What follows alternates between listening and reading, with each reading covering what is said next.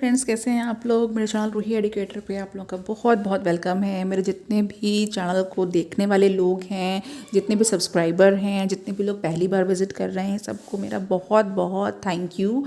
और फ्रेंड, ये देखिए जो मैं चैनल पे वीडियो बना रही हूँ, ये केवीएस के जो प्रीवियस ईयर का टीजीटी का क्वेश्चन पेपर है, ये वो क्वेश्चन पेपर है, ठीक है, जिसके मैंने सारे पार्ट अपलोड कर दिए हैं।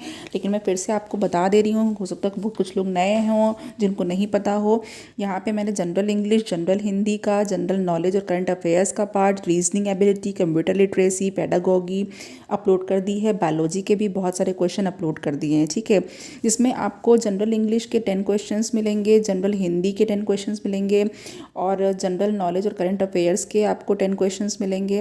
रीजनिंग एबिलिटी के भी 10 क्वेश्चन हैं, कंप्यूटर लिटरेसी के 10 क्वेश्चन हैं और उसके बाद आपके पेडागोगी के 20 क्वेश्चंस हैं और बाकी के 80 क्वेश्चंस यानी क्वेश्चन नंबर 71 से लेकर के 150 क्वेश्चन तक आपके बायोलॉजी के क्वेश्चन हैं, ठीक है, जिसमें से मैंने बायोलॉजी के कई क्वेश्चंस 10-10, 20-20 करके अपलोड कर चुकी हूँ और आज मैं उसके आगे का पार्ट लेकर के आई हूँ, यानी 71 नंबर से लेकर के मैं 91 तक अपलोड कर चुकी हूँ। तो देखिए फ्रेंड, मैं यहाँ पे एक बार और बता दूँ आपको कि जो क्वेश्चंस हैं, इनका जो करेक्ट आंसर आपको टिक दिखाई दे रहा है, उस पर आपको नहीं बिलीव करना है।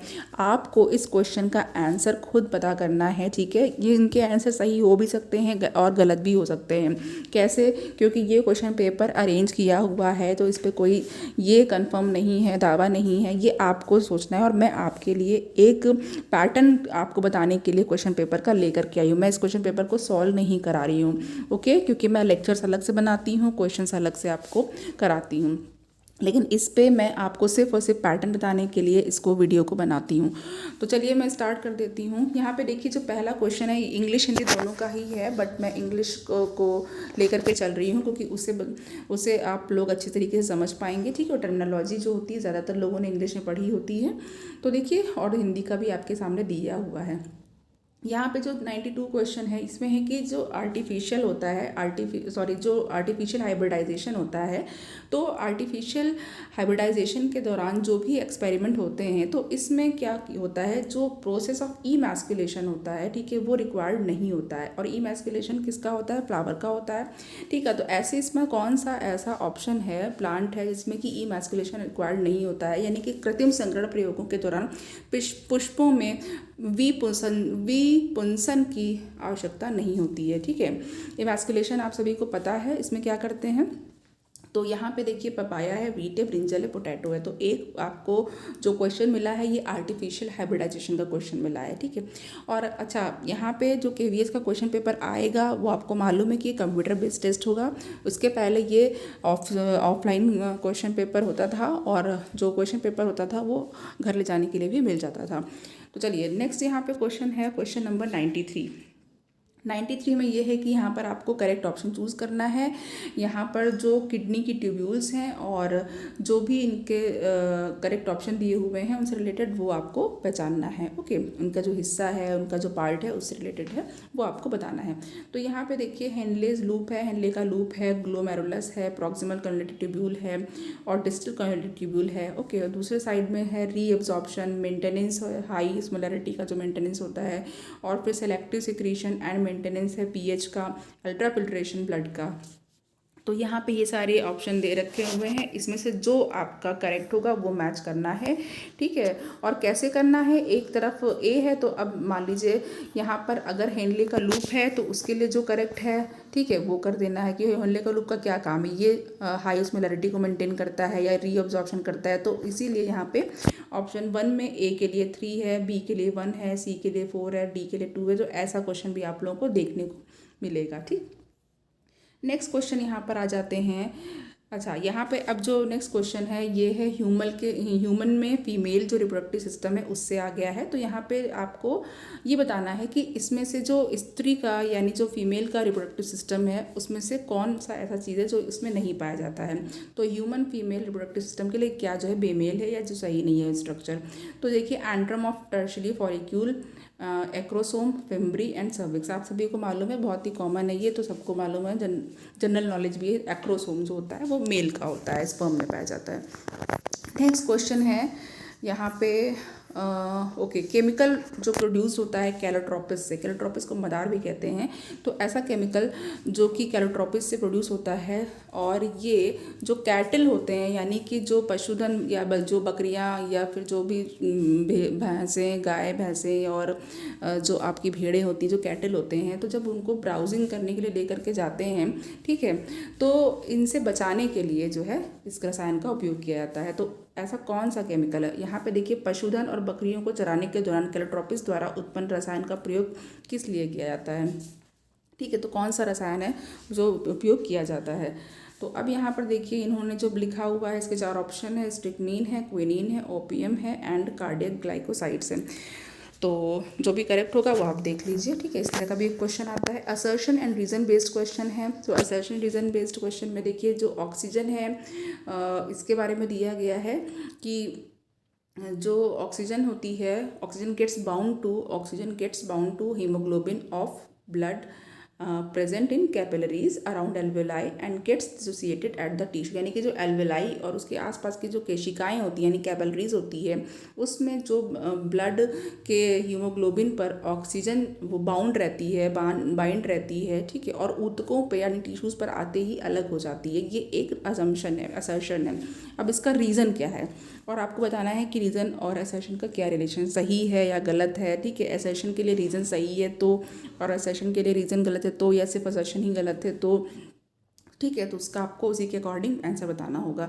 तो यहाँ पे है कि जो फैक्टर्स फेवरेबल होते हैं for the formation of the oxy haemoglobin, ठीक है, यानी ऑक्सीजन और हीमोग्लोबिन का जब यूनियन होता है तो ऑक्सी हीमोग्लोबिन बनता है, are high PO2, low PCO2, lesser hydrogen ion concentration and lower temperature, whereas in the tissue low PO2, high PCO2, high hydrogen plus ion concentration and higher temperature are favorable for the dissociation of oxygen from oxyhemoglobin।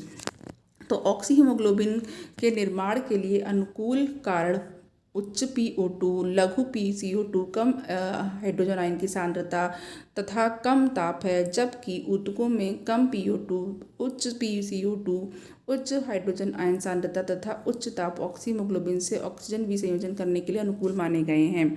तो ये आपका कारण है या फिर reason, मैंने दोनों ही पढ़ लिया है, इंग्लिश हिंदी दोनों ही पढ़ दिया है आपकी आसानी के लिए, ठीक है। अब यहाँ पर आपको बताना है कि जो सही होता है, ठीक है, अब स्टेटमेंट में जो भी करेक्ट है, अगर असर्शन और रीज़न ट्रू है और रीज़न जो है वो उसका एक्सप्लेनेशन जो है ए का वो करेक्ट है तो आपको 1 लगा देना है। और अगर असर्शन ट्रू है लेकिन रीज़न नहीं नेसेसरली ट्रू नहीं है, सही भी आवश्यक नहीं है कि वो सही हो या गलत हो, ठीक है, तो वो भी बता देना है। तो इस तरीके से आपको इसमें से जो भी करेक्ट ऑप्शन है वो चुन लेना है। तो असर्शन रीज़न का एक क्वेश्चन भी आया है और एग्ज़ाम में भी आएगा।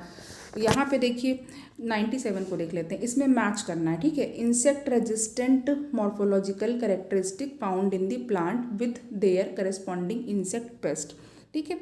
तो अब यहाँ पर देखिए, अब आपको एक तरफ देखिए पादपों यानी जो पौधे होते हैं और उनसे संबंधित जो कीट पीड़क होते हैं, ओके, यानी कि जो कीट पीड़क होते हैं और इसमें जो पाए जाने वाले कीट प्रतिरोधिक जो आकारकीय अभिलक्षणों का मिलान कीजिए। तो ये हिंदी में हो गया, ये इंग्लिश में हो गया, तो आपको दोनों ही चीज़ें समझ में आ गई हैं। तो अब यहाँ पे हेयरी लीव्स है और यहाँ पे सॉलिड स्टेम है, स्मूथ लीव्स हैं, हेयर हाई एस्पार्टिक एसिड, और दूसरा क्या है option 1 bollworm, jassid, stem borer, stem sawfly. तो ये आपका एक क्वेश्चन इंसेक्ट्स के चैप्टर से आ गया है, ठीक है। और इसमें आपको बताना है जो करेक्ट ऑप्शन होगा वो आप चूज कर लेंगे। यहाँ पे करेक्ट सेट ऑफ आंसर्स दे रखे हुए हैं।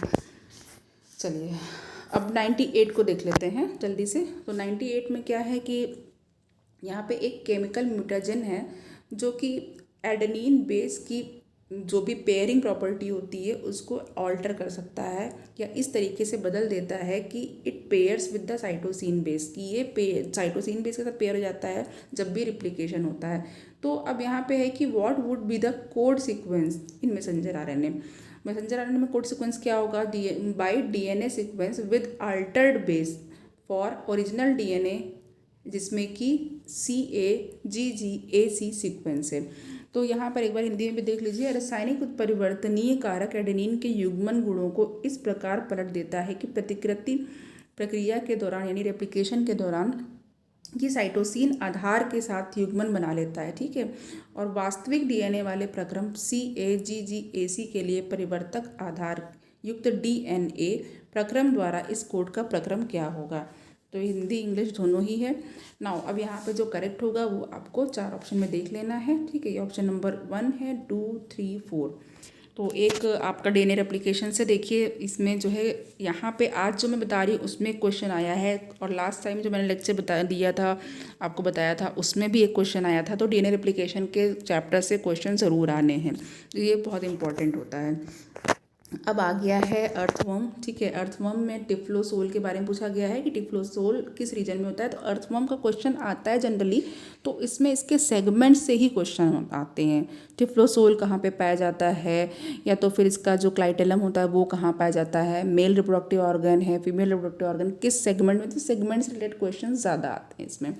ओके, मतलब ज़्यादा आए हुए हैं हर एग्ज़ाम में, तो प्रोबेबिलिटी है कि इसके सेगमेंट से ही क्वेश्चन आते हैं। तो यहाँ पे देखिए, अब इन्होंने ऑप्शन दे रखा है, ओके 1 है, ऑप्शन 2, 3 है, 4 है, इन्होंने 4 लगाया है। आपको जो भी, आप इसको स्टडी करिए, इसी बहाने आप इसको पढ़िए, ढूंढिए, ताकि आपकी और भी चीज़ें क्लियर हों सेगमेंट से रिलेटेड, ठीक है। और इस पर सही आंसर जो हो उसको देख लीजिए। 100 क्वेश्चन है, for which of the following product, इसमें से कौन सा ऐसे प्रोडक्ट के लिए जो जेनेटिकली इंजीनियर्ड ऑप्शन वो अवेलेबल नहीं है।